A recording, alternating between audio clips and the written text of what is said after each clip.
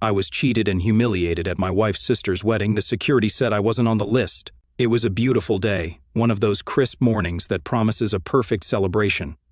I had polished my shoes, donned my best suit, and even added a small boutonniere that Karen insisted matched her sister Lisa's wedding theme. This was a big day for her family, and while I wasn't particularly close to Lisa, I was there to support Karen.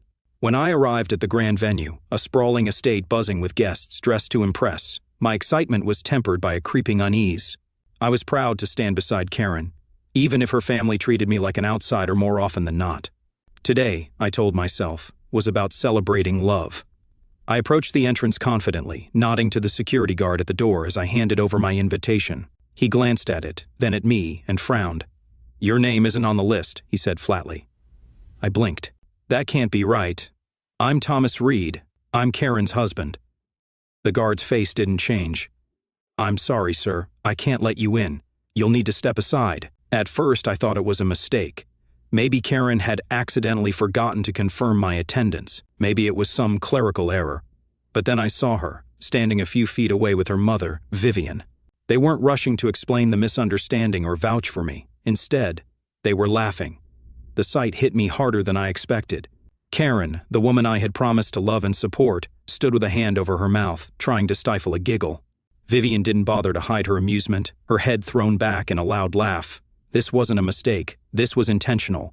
My throat tightened as I glanced at the other guests milling around, some watching the scene unfold. Whispers started to ripple through the crowd, and a few phones were raised, capturing this humiliating moment for posterity. I could feel my pulse in my ears, a dull roar drowning out the world around me. I wanted to shout, to demand an explanation, but I knew that would only give Karen and Vivian exactly what they wanted. More humiliation for me, their convenient scapegoat. So I did the only thing I could. I straightened my shoulders, nodded to the security guard, and walked away. The drive home was a blur. My thoughts raced, replaying the moment over and over. How had it come to this? Karen and I weren't perfect, but I thought we were partners. Yet this felt like something deeper, a deliberate attempt to degrade me, to show me that in her world, I was expendable. I parked the car and sat in silence, staring at the dashboard. My reflection in the rearview mirror looked foreign, stoic on the outside, but beneath that calm facade, a storm was brewing. I had been ignored before, brushed aside at family gatherings, and treated like an accessory at social events. But this was different. This was public, calculated, and cruel. Later that evening, Karen came home, the faint scent of champagne and roses clinging to her. She didn't seem surprised to see me sitting on the couch. "You didn't stay for the ceremony?" she asked, feigning innocence. I looked at her, searching for any sign of remorse, but all I saw was indifference. "You knew I wasn't on the list," I said evenly. She shrugged, her tone dismissive. "Mom thought it would be best to keep things simple. Lisa wanted an exclusive guest list. You understand, right?" I didn't respond. What was there to say? That night, as Karen slept soundly beside me, I lay awake, staring at the ceiling. The laughter, the whispers, the humiliation, it all replayed in my mind like a cruel loop. Something had shifted. This wasn't just about the wedding, it was about respect. Respect. I realized Karen and her family had never truly given me. I promised myself that I wouldn't forget this moment. It wasn't just a rejection from a wedding, it was a rejection of me as a person, as a partner. And while I didn't know it yet, this was the beginning of the end. The days after Lisa's wedding were a haze of frustration and reflection. The humiliation I endured at the hands of Karen and her mother, Vivian, replayed in my mind constantly. But instead of an apology, Karen carried on as though nothing had happened. In fact, it seemed like the wedding had only added fuel to her social media frenzy. My wife was obsessed with curating an image of perfection, a glamorous, enviable lifestyle that was far removed from reality. Karen's days were consumed with uploading perfectly staged photos showcasing high-end restaurants, designer clothes, and luxury events. Meanwhile, I was working long hours as a project manager, building a stable, honest career. I didn't mind that Karen came from a wealthier background, or that her family enjoyed luxuries I never could. What stung was her complete disregard for the sacrifices I made to support her lifestyle. I'd often come home from work to find her lounging in the living room, scrolling through her phone, her laptop open with online shopping tabs. Packages arrived daily, each one containing something new and expensive: shoes, handbags, jewelry. I'd ask, "How was your day?" She'd wave me off, barely looking up. "Fine, Lisa and I went shopping." Every conversation felt like a transaction, devoid of any real connection. One night, while I was reviewing project reports in my home office, I overheard Karen talking to her mother on the phone. "Thomas just doesn't get it," she said, her voice filled with irritation. "He thinks budgeting means saying no to a new pair of shoes. It's embarrassing." Vivian's response was muffled, but I caught the words "beneath us" and "just a phase." A phase? I clenched my fists, the sting of their words cutting deep. Was that how they saw me? As some temporary inconvenience, someone to tolerate until they could move on to something better? Their attitude toward me was reflected in the lavish events they attended. From charity galas to exclusive brunches, Karen and Vivian were regular fixtures in the city's elite social scene. I was rarely invited, and when I was, it was clear they preferred me to stay quiet and blend into the background. The few times I tried to engage, Vivian would cut me off with a patronizing comment, or Karen would steer the conversation back to herself. It was as though my accomplishments, my opinions, my very presence were an afterthought. I began noticing the stark contrast between our lives more acutely. Karen's Instagram feed was a highlight reel of extravagance, her posing in designer gowns, sipping champagne with Lisa, and flashing diamond earrings that I hadn't bought her. Meanwhile, my own life was practical, grounded. I paid bills, planned for our future, and handled the day-to-day responsibilities that kept everything running smoothly. But none of that mattered to Karen. What mattered was appearances. One evening, after Karen had gone to bed, I scrolled through her social media out of curiosity. It was all there, the perfect facade. Caption after caption painted a picture of a flawless, glamorous life, grateful for this amazing family and all the blessings in life. My face wasn't in a single photo, not one mention of me or my role in making those blessings possible. Instead, it was Lisa, Vivian, and Karen smiling at fancy restaurants or lounging on pristine beaches, the captions dripping with self-satisfaction. The breaking point came when I stumbled across a video from Lisa's wedding. It had been uploaded by one of Karen's friends. The video showed me standing at the entrance of the venue, arguing with the security guard. The camera zoomed in on my confused expression as Karen and Vivian laughed in the background. The caption read, "When you don't belong at the VIP table, #awkward moments." My blood boiled. This wasn't just neglect or indifference, this was intentional, public humiliation. I closed my laptop and sat in silence, the weight of it all pressing down on me.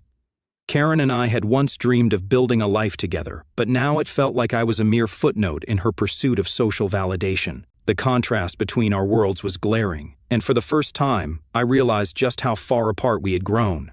I wasn't angry about her wealth or her family's affluence. I was angry that I had been reduced to a joke, a pawn in her quest for appearances. As I lay awake that night, staring at the ceiling, a thought occurred to me: how long could I keep living like this? Tension had a way of creeping into my marriage with Karen, slowly but relentlessly, until it became the defining feature of our lives. The more time passed, the more I noticed the distance between us. It wasn't just physical, it was emotional, intellectual, and even spiritual. Karen's obsession with maintaining her social status became all-consuming. Her days revolved around glamorous outings, orchestrated photo shoots, and endless conversations with her mother, Vivian, about the latest trends and upcoming events. And then there was me, the husband who didn't quite fit into her picture-perfect world. It wasn't always like this. I remembered a time when Karen and I laughed together, dreamed together, and talked about building a life that was ours. But those days felt like a distant memory now. I found myself watching from the sidelines as she played a starring role in a life I didn't recognize. The tension came to a head one evening when Karen announced, casually and without preamble, that Lisa's wedding would be the event of the year. "It's going to be incredible," she said, scrolling through her phone as she reclined on the couch. Lisa pulled out all the stops: celebrity chef, live orchestra, the works. I nodded, trying to engage. "Sounds impressive. Are we doing anything to help with the preparations?" Karen barely looked up. "Oh, Lisa's got it covered. Besides, you wouldn't really be involved in the planning. It's more of a family thing." I frowned. I thought I was family. Karen waved her hand dismissively. "You know what I mean." Her words stung more than I cared to admit. That was the thing about Karen, she didn't always need to say something outright to make her feelings clear. To her, I wasn't really part of her family. I was a convenient accessory, someone to pay the bills and provide stability while she pursued her curated version of perfection. As the wedding day approached, the cracks in our relationship became impossible to ignore. Karen spent hours on the phone with Vivian and Lisa discussing every detail of the event, the guest list, the decorations, the menu. It was all carefully orchestrated to impress. I was rarely included in these conversations. When I tried to join in, Karen would brush me off with a quick, "Don't worry about it," or "This isn't really your thing." It wasn't just the wedding that caused tension. Karen's social media presence had become a point of contention as well. One evening, I glanced at her phone as she posted yet another picture of herself in a designer dress. The caption read, "Grateful for this fabulous life and the amazing people who make it possible." Amazing people? I couldn't help but wonder if I even made the list. The distance between us grew wider with each passing day. Conversations became strained, our shared laughter a distant memory.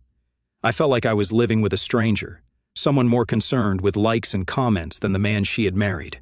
The final straw came during a family dinner, a week before the wedding. Vivian was holding court as usual, regaling everyone with tales of Lisa's extravagant plans. "This wedding is going to be talked about for years," she said with a self-satisfied smile. "It's a real family affair." I raised an eyebrow.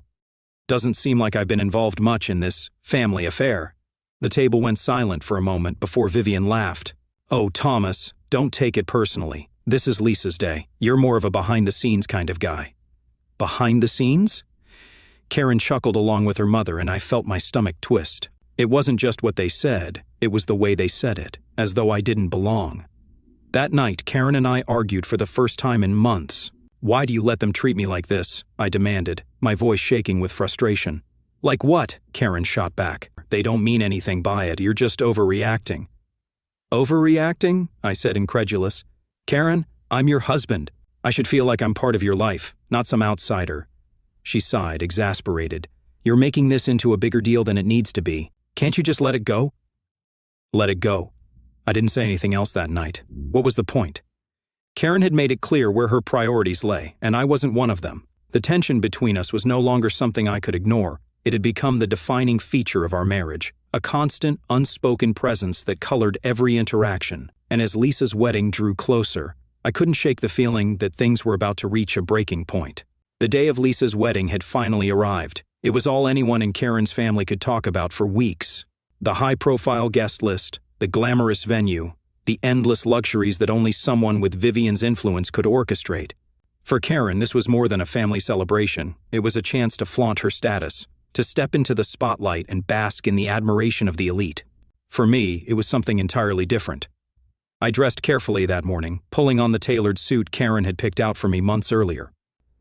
The memory stung now, as I realized it was more about how I'd look in photos than any actual consideration for me. Karen was already gone by the time I finished getting ready. She left early to help Lisa with last-minute preparations, though help likely meant sipping champagne and posing for pre-ceremony pictures. I followed behind in my car, my nerves building with each mile. After the tension of the past few weeks, I hoped that being present at the wedding might help bridge the growing gap between Karen and me. When I arrived at the venue, it was every bit as opulent as expected, a sprawling estate with manicured gardens, fountains glistening in the sunlight, and valets darting between luxury cars. Guests in designer dresses and tailored suits milled about, their laughter and chatter filling the air. I approached the entrance where a stern-looking security guard stood with a clipboard. "Name?" he asked curtly. "Thomas Reed," I replied, offering a polite smile. The guard scanned his list, his brow furrowing. "You're not on here." For a moment, I thought he must have made a mistake. "That can't be right," I said. "I'm Karen's husband. I was invited." The guard's expression didn't change. "Your name isn't on the list. I can't let you in." I glanced around, searching for Karen or anyone who might vouch for me. That's when I saw them, Karen and Vivian, standing a few yards away, watching the exchange with thinly veiled amusement. Karen turned to her mother and said something, and they both laughed. My stomach dropped. This wasn't a mistake, this was intentional. I tried to reason with the guard one last time. "Please, can you check again? This has to be an error." But his tone remained firm. "I'm sorry, sir. You need to step aside." As I moved away from the entrance, the reality of the situation hit me like a punch to the gut. Karen and Vivian had orchestrated this humiliation, reducing me to a spectacle for their amusement. To make matters worse, I noticed several guests looking in my direction, their whispers and sidelong glances making my humiliation complete. My phone buzzed in my pocket, a notification from social media. Curious and dreading it at the same time, I opened the app to find a live stream. The video was clear, me standing awkwardly at the entrance, the guard denying me entry, and Karen in the background, laughing. The caption read, "When you don't make the VIP list, #awkward husband moments." My heart raced as I stared at the screen, my face heating with anger and shame. They hadn't just humiliated me in front of their friends and family, they had broadcasted it to the world.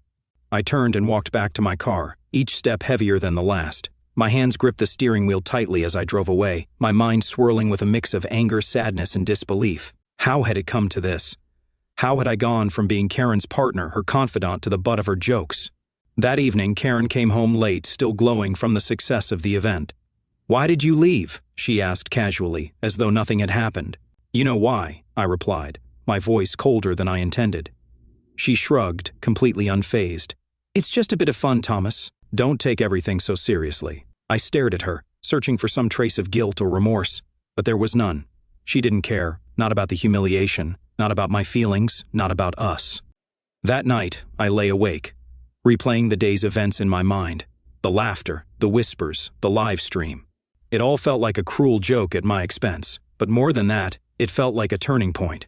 This wasn't just about the wedding, it was about respect, or rather, the lack of it. Karen and her family had shown me exactly how they saw me, and it was a truth I couldn't ignore. I didn't know what the future held, but one thing was certain, something had to change. The morning after the wedding humiliation, I woke up to the relentless buzzing of my phone. At first I thought it might be work, but as I unlocked the screen, my heart sank. Social media notifications flooded in, tags, comments, and messages, all stemming from that live stream. Karen's "fun at my expense" had gone viral. Strangers I'd never met weighed in on my life, turning my humiliation into their entertainment. I scrolled through the comments, each one more cutting than the last. "Imagine being so pathetic your own wife doesn't want you at the wedding. This guy seriously thought he was very important person material. Karen deserves better." My chest tightened as I read them. The words cut deeper than I expected. I wasn't just embarrassed anymore. I was furious. Karen had crossed a line, and now I was left to face the fallout. When Karen came downstairs, she was her usual self, calm, composed, and completely unaware of the storm she'd unleashed. "Morning?" she said breezily, scrolling through her phone as she sipped her coffee. "Morning?" I replied, my voice clipped. She didn't notice my tone, too absorbed in her social media feed. That was until she came across the comments. "Oh," she muttered, her expression shifting ever so slightly. "People can be so mean online." I stared at her, incredulous. "Mean? They're mocking me because of what you and your mother did yesterday." She looked up, feigning innocence. "What are you talking about?" "The live stream, the comments, the whole scene you orchestrated at the wedding," I said, my voice rising. "Do you even realize how humiliating that was for me?" Karen rolled her eyes. "Oh, come on, Thomas, it was a joke. People are just overreacting." "A joke?" I repeated, my anger boiling over. "You publicly humiliated your husband. How is that a joke?" Karen sighed, clearly annoyed. "You're being dramatic. If you can't handle a little harmless fun, that's on you." I clenched my fists, struggling to keep my composure. It was clear Karen didn't see or didn't care about the damage she had done. "Harmless fun?" I said, my voice steady but cold. "You've turned me into a joke, Karen, and now I'm the one who has to deal with the fallout." She didn't respond, instead turning back to her phone. The backlash wasn't limited to strangers online. At work, my colleagues tiptoed around me, their awkward smiles and hushed whispers confirming they'd seen the video. During a meeting, one of them made a passing comment, trying to lighten the mood.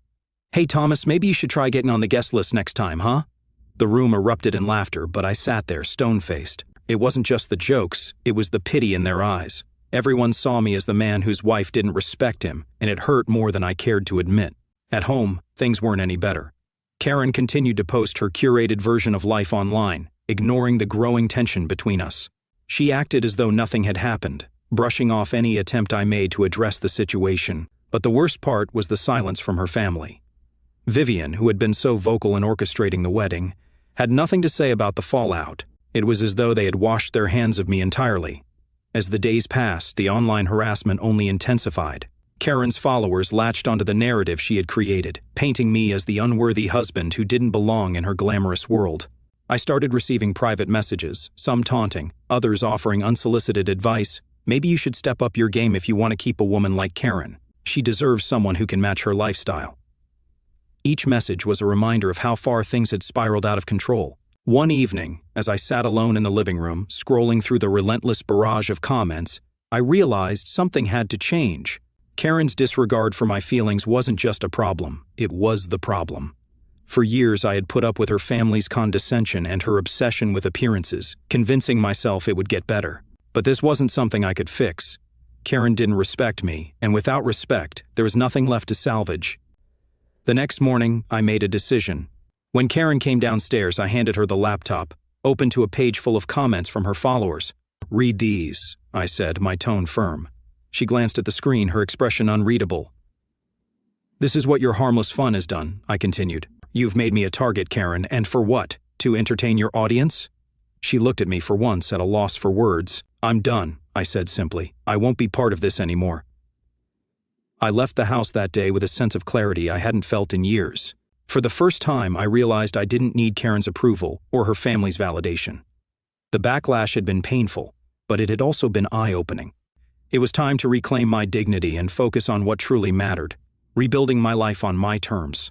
The morning after my declaration, the house felt unusually quiet. Karen hadn't said much when I walked out the door the previous day, and I suspected she was still trying to process the situation. For once, I didn't care what she thought. My mind was focused on one thing, moving forward, without her chaos weighing me down. But just as I was settling into the idea of reclaiming my peace, everything began to unravel for Karen and her family. It started with a knock on my office door during lunch. Jeff, one of my CO workers, peeked in with a hesitant expression. "Hey Thomas, have you seen this?" he asked, sliding his phone across the desk. I looked down to see an article on a local gossip blog. The headline read, "Wedding Fallout, Behind the Scenes of a Social Media Disaster." My stomach twisted as I skimmed the article. It wasn't just about the wedding. It was a full exposé on Karen's family, detailing their superficiality and the facade they had built over the years. Apparently, the wedding fiasco had caught the attention of a journalist who dug deeper into their lives.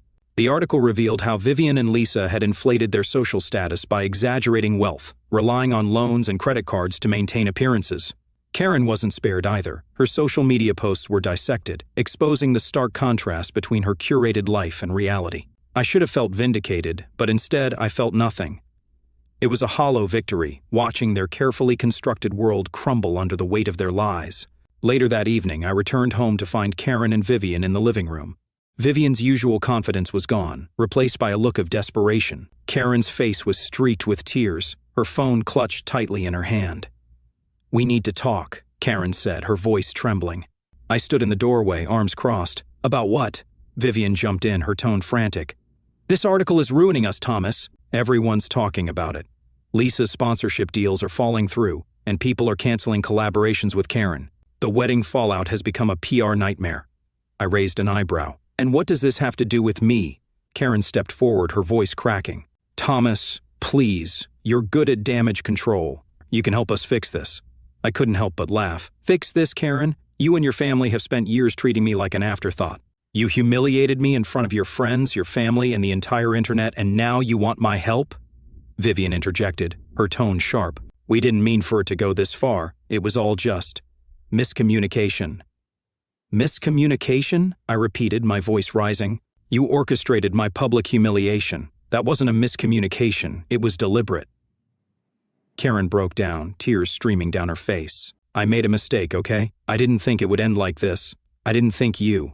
"You didn't think," I interrupted. "That's the problem, Karen. You never thought about how your actions would affect me. And now that your perfect little world is falling apart, you expect me to clean up your mess?" She opened her mouth to respond, but stopped, realizing there was nothing she could say to justify her actions. The fallout extended beyond their social circles. Vivian revealed that creditors were calling, demanding repayment for the loans used to fund Lisa's extravagant wedding. The vendors were threatening lawsuits after not receiving full payment. "Thomas," Vivian pleaded, "you have connections, or you could talk to them, negotiate something." I shook my head. "No, Vivian, you and your family made this mess, and you'll have to deal with the consequences. I'm done being the person you walk all over whenever it's convenient." The desperation in the room was palpable. Karen looked at me, her expression a mix of regret and helplessness. "I'll do better," she said softly. "I'll make this right. Please, just don't give up on us." I stared at her, searching for sincerity in her words, but all I saw was someone grasping at straws, trying to salvage a life that had already fallen apart. "I gave you everything, Karen," I said, my voice steady. "My support, my loyalty, my love, and you threw it all away. I'm not giving up on us. You already did that." That night, I packed a small bag and left the house. I didn't slam the door or make a scene. I simply walked away, leaving Karen and Vivian to deal with the wreckage they had created. As I drove to a hotel, I felt an overwhelming sense of relief. For the first time in years, I wasn't weighed down by their expectations or their toxic behavior. The fallout from the wedding had exposed the truth about Karen and her family, and it was clear they were more concerned with saving face than making amends. But I wasn't their escape route anymore. I thought I'd seen the worst of it. The humiliation at the wedding, the social media fallout, and Karen's hollow apologies were enough to make me believe that nothing else could shock me. But as I moved forward, trying to put distance between myself and her family's chaos, I stumbled upon truths that made everything I'd endured seem like the tip of the iceberg. It started with an unexpected phone call. "Thomas?" a voice said hesitantly. "This is Melissa, Lisa's former event planner." I frowned. "Former?" "Yes," she sighed. "I resigned after the wedding fiasco. But I wanted to reach out because, well, you deserve to know what really went on behind the scenes." I gripped the phone tighter. "Go on." Melissa proceeded to unravel a tangled web of deceit and manipulation. She told me about the lavish expenses for Lisa's wedding, expenses that Karen and Vivian had justified as necessary to maintain their image. But what struck me most was how these expenses were funded. "The money didn't come from Vivian," Melissa revealed. "Karen borrowed against your joint accounts. She didn't tell you." My stomach churned. Karen had drained our savings to fund a spectacle that I wasn't even allowed to attend. The more Melissa shared, the clearer the picture became. Karen and Vivian had been living beyond their means for years, using loans, credit cards, and shady financial maneuvers to maintain their illusion of wealth. But what really made my blood boil was Melissa's next revelation.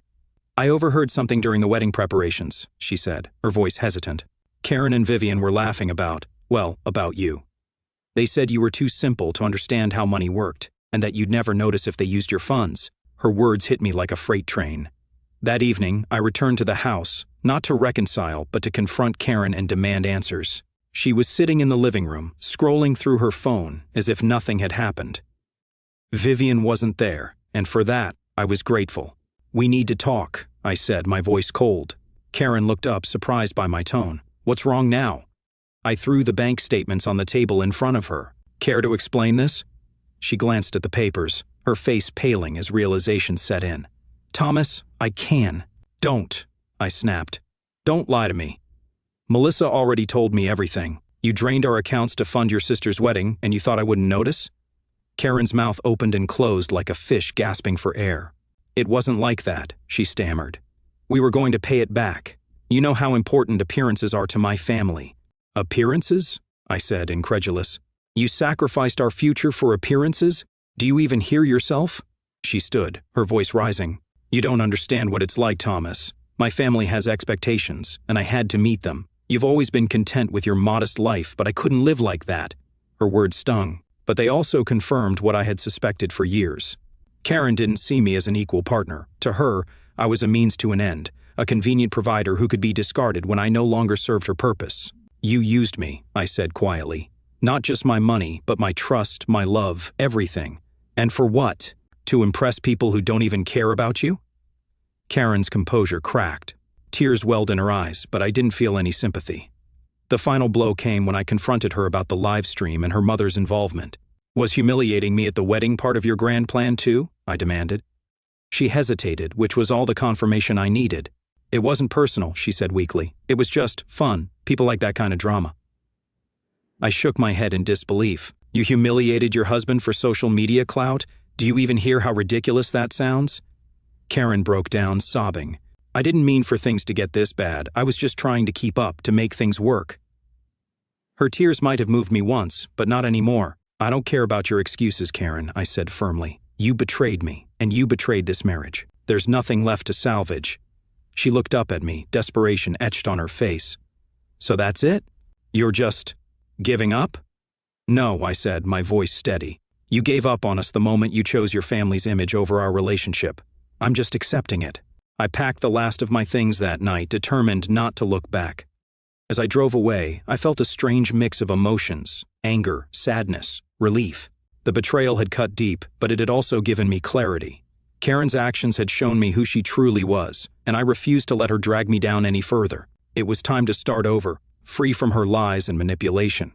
It was almost a week after I left when Karen reached out to me. The silence had been deafening on her end. No texts, no calls, until my phone buzzed with her name on the screen. For a moment, I considered ignoring it, but something in me decided to pick up. Her voice was soft, almost hesitant. "Thomas, can we talk?" I sighed, leaning back in my chair. "What do you want, Karen?" She hesitated. I want to apologize for everything." Part of me wanted to hang up right there, to shield myself from whatever manipulative tactics she might use next. But the other part of me, perhaps the part that once loved her deeply, wanted to hear what she had to say. "Go on," I said curtly. "I messed up," she began. "I let my family's expectations get in the way of what really mattered. I hurt you, Thomas, and I don't even know how to begin making it right." Her voice cracked, and for a brief second, I thought she might actually be sincere. "Is this about the money, Karen?" I asked, cutting straight to the point. "Or is it about your reputation falling apart now that everyone knows the truth?" There was a pause. "It's not about the money," she said quietly. "It's about us, about how I took you for granted, how I let myself get so caught up in appearances that I lost sight of what we had." "What we had," I repeated, incredulous. "Karen, you didn't just take me for granted. You humiliated me, lied to me, and used me. Do you even understand the damage you've done?" Her tears came in earnest then, her sobs barely contained. "I know, Thomas, I know. I don't deserve your forgiveness, but I can't believe how far I let things go. I've lost everything, and it's my fault." Her words hung in the air, heavy with regret, but I couldn't let myself soften, not yet. "Karen, do you even understand what forgiveness means?" I asked. "It's not just about saying you're sorry and expecting everything to go back to normal. It's about taking responsibility for your actions, about actually making changes. And from where I'm standing, all I see is someone who's sorry because they got caught." She was silent for a long moment, and I could hear her steadying her breathing. "You're right," she admitted. "I haven't earned your forgiveness, and maybe I never will. But I need you to know that I'm going to try. I'm going to make things right, even if it's too late for us." For the first time, her words felt genuine. But that didn't mean I was ready to let her back into my life. "Karen," I said, my tone softening slightly, "I appreciate the apology, I really do. But you need to understand that this isn't something you can fix with words. You broke my trust, and that's not something I can easily get back." "I know," she whispered. "I just wanted you to know that I'm sorry for everything." I sighed, feeling a twinge of sadness despite my resolve. "I hope you mean that, Karen. I really do." But forgiveness doesn't mean going back to the way things were. It means moving forward separately. After I ended the call, I sat in silence, reflecting on everything that had led to this point. Karen's apology had felt sincere, but sincerity wasn't enough. She had made her choices, and now she had to live with the consequences. For me, the apology wasn't closure. It was confirmation that walking away had been the right decision. That night, I slept more peacefully than I had in months.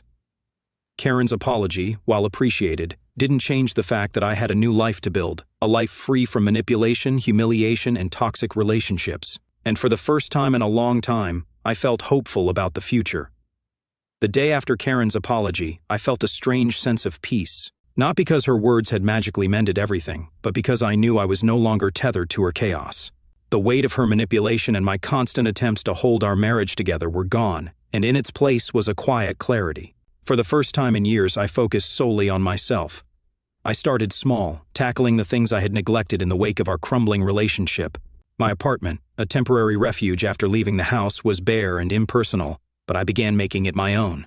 A few framed photos, a comfortable couch, and a new coffee maker were simple additions, but they felt like steps toward rebuilding a life that was mine. Work became my sanctuary. As a project manager, I thrived on structure and progress, and throwing myself into my career helped me regain a sense of control. My CO workers, once hesitant to approach me after the wedding debacle, started treating me with a newfound respect. Maybe it was because I carried myself differently, no longer weighed down by Karen's dismissive comments or Vivian's judgmental stares. One afternoon, Jeff, the coworker who had shown me the article about Karen's family, stopped by my office. "Hey, Thomas," he said, leaning against the doorframe. "You seem different lately, happier maybe." I smiled. "I guess you could say I've been doing some spring cleaning, clearing out the toxic stuff in my life." Jeff nodded, grinning. "Good for you, man, you deserve it." His words, though simple, resonated. For so long I had felt like I was drowning in a sea of other people's expectations. Now I was finally breathing again. I also began reconnecting with old friends, people I had lost touch with during my marriage. Karen had always discouraged me from maintaining those relationships, dismissing my friends as too ordinary for her taste. One evening I met up with an old college buddy, Marcus, at a local bar. "You look good, man," Marcus said, clapping me on the shoulder. "Better than the last time I saw you." "Thanks," I replied, sipping my beer. "It's amazing what leaving a toxic situation can do for your sanity," Marcus chuckled. "Well, here's to new beginnings." We raised our glasses, the clink of the toast feeling like a symbolic moment. As the weeks turned into months, I noticed more changes, not just in my surroundings, but in myself. I started running again, something I hadn't done since Karen dismissed it as a hobby for people who can't afford gym memberships. The rhythmic pounding of my feet on the pavement became a form of therapy, a way to process everything I had been through. I also rediscovered my love for photography, dusting off my old camera and venturing out to capture sunsets, cityscapes, and candid moments of life around me. Each photo felt like a snapshot of my journey, proof that I was moving forward, one step at a time. Karen reached out a few more times during those months. Her messages ranged from apologetic to accusatory, depending on her mood. Sometimes she would beg for another chance, claiming she had changed.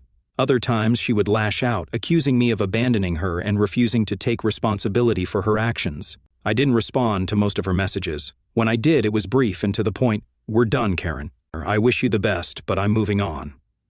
The final message came one morning in early spring. "I hope you find happiness, Thomas," she wrote. "I'm sorry for everything." This time I didn't feel the need to reply. Moving forward wasn't just about cutting ties with Karen, it was about redefining what I wanted for myself. I set new goals for my career, taking on more challenging projects and earning recognition for my leadership. I started traveling, visiting places I had always dreamed of but never prioritized. In the process, I met new people who valued me for who I was, not for the image I projected. One of those people was Clara, a photographer I met during a local art exhibit. She was vibrant, down-to-earth, and completely uninterested in social media clout or superficial appearances. Our connection was easy, unforced. Over coffee one evening, she asked me about my past. I hesitated, unsure how much to share, but her genuine curiosity made me feel safe. "I've been through some interesting times," I said, smiling wryly. She laughed. "Haven't we all? The important thing is where you are now." Where I was now, I realized, was a far cry from where I had been. That night, as I stood on my apartment balcony, looking out at the city lights, I felt a sense of contentment I hadn't experienced in years. Karen and her family had once dominated my life, their expectations and judgments shaping every decision I made. But now, they were just a chapter in my story, a chapter that had taught me valuable lessons about self-worth and resilience. Moving forward didn't mean forgetting the past, it meant learning from it, growing stronger because of it, and using those lessons to build a future that was truly mine. Months had passed since I walked away from Karen and the life we had built, or rather, the life I had sacrificed to maintain while she focused on appearances. In that time, I had discovered a sense of freedom and peace that felt almost foreign after years of living under the shadow of her family's expectations. This wasn't just a new chapter, it was an entirely new book. My days were no longer filled with the tension of trying to measure up to someone else's version of success. Instead, I woke up each morning with a sense of purpose that came from pursuing things that genuinely mattered to me. The apartment I had once considered a temporary refuge was now my sanctuary. I had filled it with pieces of myself, photos from my travels, mementos from new experiences, and the kind of cozy lived-in charm that Karen would have deemed ordinary. For the first time, I felt like I was truly home. My career was thriving as well. Without the constant distractions and emotional drain of my marriage, I had thrown myself into my work, taking on ambitious projects that showcased my abilities. One particular project, a community development initiative I had spearheaded, earned me recognition from local leaders and opened doors to opportunities I hadn't dared dream of before. It wasn't just about professional success, though. It was about proving to myself that I was capable of greatness, regardless of what Karen or her family had thought of me. Then there was Clara. Our friendship had grown naturally over the months, evolving into something I hadn't expected but deeply appreciated. She had a way of seeing the world, and me, that felt refreshing and real. She didn't care about my past failures or the scars left by my marriage. To her, I was just Thomas, a man rediscovering himself, learning to laugh again and finding joy in the simple things. One evening, as we walked along the waterfront, Clara turned to me and said, "You seem lighter these days, or happier." I smiled, feeling the truth of her words. "I think I finally am." Karen had reached out a few more times since her final apology, but I never responded. It wasn't out of anger or bitterness. I had simply moved on. Forgiveness didn't mean reconciliation, and closure didn't require a conversation. I had given her enough of my time, my energy, and my heart. It was time to reserve those things for myself and the people who truly valued them. One afternoon, I found myself scrolling through an online article about Lisa's wedding fallout. The headline read, "The Rise and Fall of Social Media's Perfect Family." It was a thorough exposé. detailing the financial ruin, reputational damage, and personal struggles that had followed the wedding debacle. Karen's name was mentioned briefly, her image reduced to a footnote in her family's public implosion. I closed the tab, feeling no sense of schadenfreude, just a quiet relief that I was no longer part of their story. The true turning point came on a sunny Saturday morning. I was sitting on my balcony, sipping coffee and flipping through a travel magazine, when a thought struck me. I was free. Truly, completely free. I could go anywhere, do anything, and build a life that was entirely my own. That realization was both exhilarating and humbling. Over the next few weeks, I began planning a trip, a journey that would take me to places I had always dreamed of visiting but never prioritized. Clara, ever the adventurer, offered to join me for part of it, and I eagerly accepted. The trip felt symbolic, a physical representation of the emotional journey I'd been on since leaving Karen. It wasn't about running away from the past, it was about embracing the future with open arms and an open heart. As I stood in the airport, boarding pass in hand, I glanced at my phone one last time. There were no messages from Karen, no lingering ties to the life I had left behind. I smiled, slipping the phone into my pocket and stepping onto the plane. The journey ahead was mine to define, filled with possibilities, growth, and the kind of happiness that comes from living authentically. Karen had once said I wasn't enough, but I knew better now. I was more than enough, and I didn't need anyone else to validate that. The world was waiting, and for the first time in a long time, so was I.